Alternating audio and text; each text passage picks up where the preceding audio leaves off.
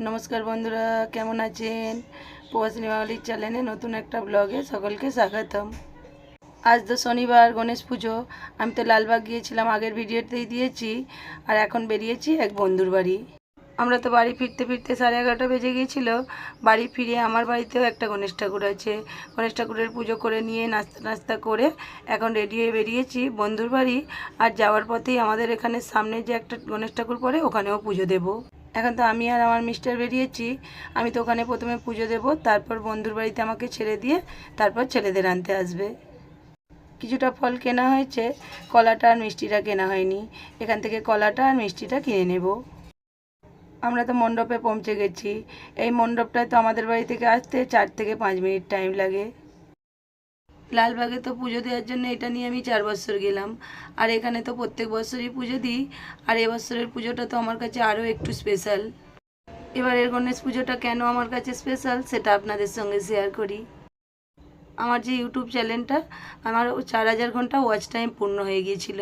বৃহস্পতিবার দিন আমি অ্যাপ্লাই করেছিলাম, 2টো অ্যাপ্লাইতে সাকসেসফুল হয়েছিল, একটা বাকি ছিল। আজ ভোরবেলা জানতে পারলাম ওটাও সাকসেসফুল হয়েছে। আরও একটা কথা গণেশ ঠাকুরের নিয়ে শেয়ার করি। আমার যে 1K সাবস্ক্রাইবার হয়েছে না, সেটাও নয়, এই গণেশ ঠাকুর পুজোতেই হয়েছে। আগের বছর যে গণেশ ঠাকুর পুজোর বিসর্জনের ভিডিও, ওটা আমার এক ভাই দেয়, সেইটাতেই আমার 1K সাবস্ক্রাইবার পূর্ণ হয়। গণপতি বাপ্পাকে পুজো দিচ্ছি আর বলছি, গণপতি বাপ্পা তুমি যেন এরকমভাবেই আমার সহায় থাকো।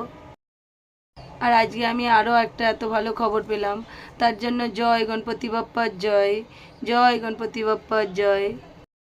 ফুলের মালাটা তো নিজে হাতে করে বানিয়েছিলাম। ভাবতে পারিনি ফুলের মালাটা গণপতি বাপ্পার গলায় চড়বে। কারণ প্রত্যেক বছরই বানিয়ে নিয়ে আসি, কিন্তু পাশে রেখে দেয়, গলায় পরানো হয়নি।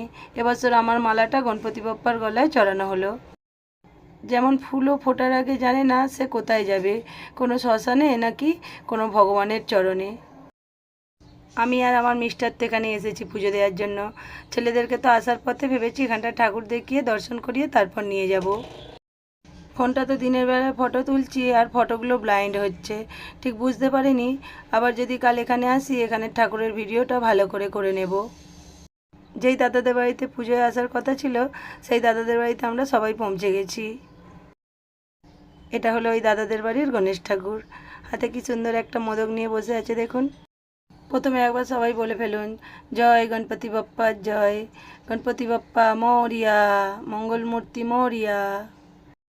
চলুন আমরাও আগে পুজোটা করে নিই।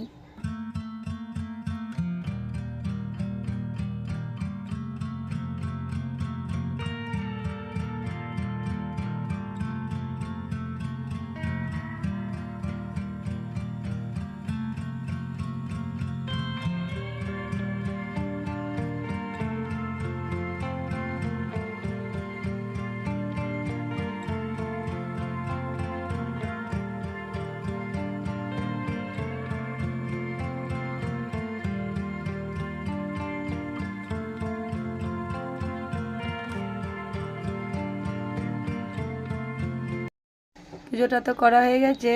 যেই বৌদিদের বাড়ি এসেছি, দেখি বৌদি এখানে কি করছে। এখানে তো বৌদির যা, বৌদির বন্ধুরা সব এসেছে। আর এই যে বৌদি এখানে রান্না করছে। এবার তো সেরকম কাউকে বলেনি, বৌদির একটা বন্ধুর শরীর খারাপ, হসপিটালে ভর্তি আছে, তাই বেশি কেউ আসেনি। তাই পুজো টুজো হওয়ার পর রান্না করতে একটু লেট হয়ে গেছে। যেই বৌদিটা রান্না করতো ওই বৌদির হাজব্যান্ডেরই শরীর খারাপ। এখানে তো রান্না বান্না চলছে, পনিরের সবজি হচ্ছে, রাইস হয়ে গেছে, ঘুগনি হয়ে গেছে, লুচি হয়ে গেছে। রান্না বান্না হয়ে যাওয়ার পর এখানে ভগবানকে প্রসাদটা দিয়ে নিয়েছে। আর এই পুজোটা না, এই যে এটা হলো আমাদের ওই দাদার ছেলে, ও হলো সুজল।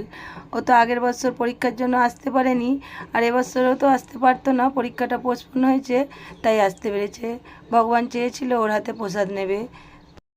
ভগবানকে প্রসাদ দেওয়ার পর এখানে সবাইকে খেতে বসিয়ে দিয়েছে। আমার 2 ছেলেও বসেছে, আমার মিস্টারও বসে গেছে।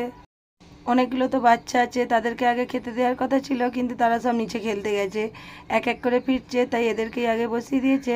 এরা খাওয়া দাওয়াটা তখন করে নিক, তারপর বাচ্চাগুলো বসবে। এই যে এখানে বাচ্চাগুলো সব এসে গেছে।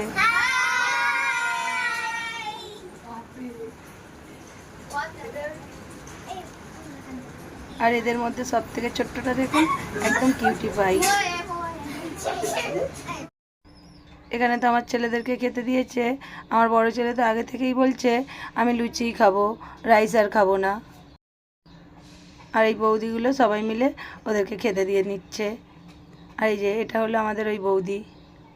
বৌদি তো এখন প্রচুর কাজে ব্যস্ত, তাই বৌদিকে আলাদা করে দেখাতে পারছি না।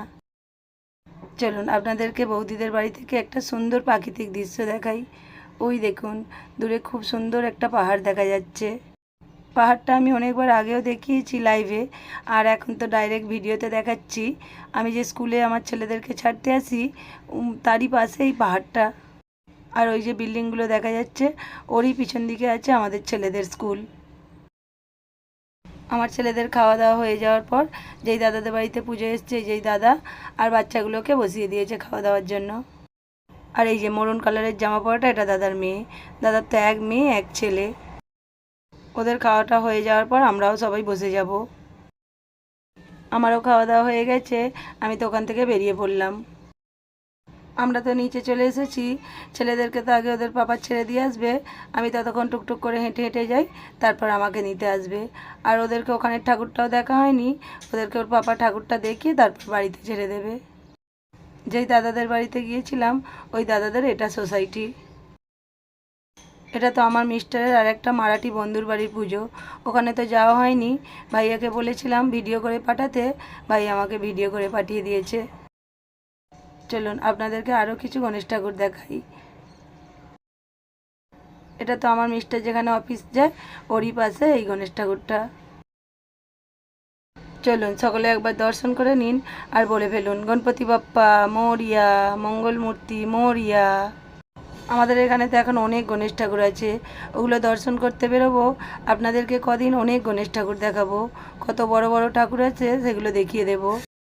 আর এই গণেশ ঠাকুরটা তো আমি প্রথমেই পুজো দিতে এলাম দেখালাম, এটা কিন্তু পরের দিনের ভিডিও। কালকের ভিডিওটা তো আমার ব্লাইন্ড হচ্ছিল, তাই আজকে যখন এখান দিয়ে যাচ্ছিলাম একটা ভিডিও করে নিলাম। কালকে তো ফোনটাতে কিছু প্রবলেম হয়েছিল। আর চলুন দর্শন করে নিন। আর আজকের ব্লগটা আমি এখানেই শেষ করব। সকলে ভালো থাকবেন, সুস্থ থাকবেন, সাবধানে থাকবেন। আর আজকের ব্লগটা যদি ভালো লাগে একটা লাইক কমেন্ট করে দেবেন।